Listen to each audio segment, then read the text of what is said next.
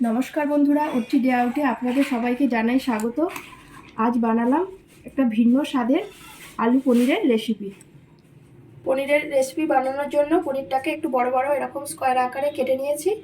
আর এখানে নিয়ে নিয়েছি আলু, দুটো মিডিয়াম সাইজ আলুকে এইভাবে টুকরো টুকরো করে নিয়েছি। আর নিয়েছি দুটো বড় পরিমাণের পেঁয়াজ, এটাকে কেটে নিয়েছি।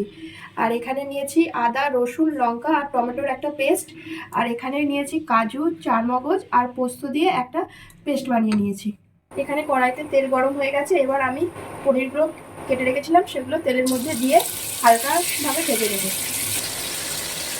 আজ ঘরে সেরকম কিছু সবজি ছিল না, তাই জন্য আমি দুপুরের মেনুতে এই পনিরের আইটেমটা বানাচ্ছি। আর পনিরগুলো এক পিস হালকাভাবে ভাজা হয়ে গেছে। এবার আমি এটাকে উঠিয়ে নেব। পনিরগুলো সব ভাজা হয়ে গেছে আর আমি বাটির মধ্যে উঠিয়ে নিয়েছি। এই তেলের মধ্যে আমি কেটে রাখা আলুগুলো দিয়ে দেবো। একটু হলুদ আর একটু লবণ দিয়ে আলুগুলো ভালোভাবে ভেজে নেব।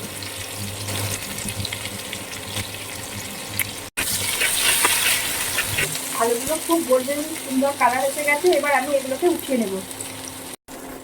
এবার আমি এই তেলের মধ্যে দিয়ে দিচ্ছি একটা তেজপাতা, আর দিয়ে দিচ্ছি লবঙ্গ, এলাচ, দারচিনি আর গোলমরিচ। এগুলোকে আমি একটু থেতো করে নিয়েছি।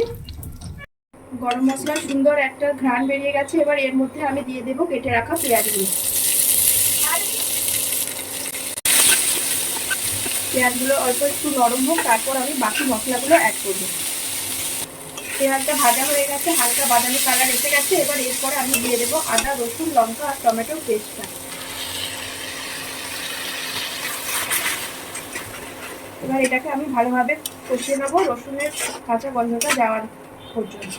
আমি বাটির মধ্যে কিছুটা জল দিয়ে এতে 1 চামচ ধনে, জিরে আর হলুদের গুঁড়ো আর পরিমাণ মতো নুন দিয়েছি, আর সঙ্গে দিয়েছি কাশ্মীরি লঙ্কা। এবার এটা আমি ভালোভাবে গুলিয়ে নিয়েছি। এটা এবার কড়াইতে দিয়ে দিলাম। এবার এটা আমি ভালোভাবে মশলাটা কষিয়ে নেব। পেঁয়াজ রসুনটা ভালোভাবে কষানো হয়ে গেছে। এবার আমি এর মধ্যে দিয়ে দিচ্ছি বেটে রাখা কাজু, পোস্ত, চারমগজের পেস্টটা। এটা নেড়ে চেড়ে মিশিয়ে নিই, একটু ভালোভাবে কষিয়ে নেব, তেল ছাড়া পর্যন্ত অপেক্ষা করব। মশলাটা খুব ভালোভাবে কষানো হয়ে গেছে। এবার এর মধ্যে আমি দিয়ে দেবো ভেজে রাখা আলুগুলো। এবার এটাকে আমি একটু মশলার সঙ্গে কষিয়ে নেব, আলুটা দিয়ে মশলাটা ভালোভাবে কষিয়ে নেব।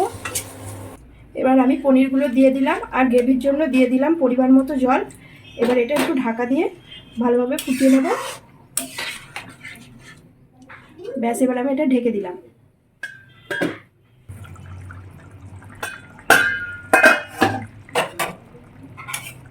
ব্যাস রেডি আমাদের ভিন্ন স্বাদের পনিরের রেসিপি।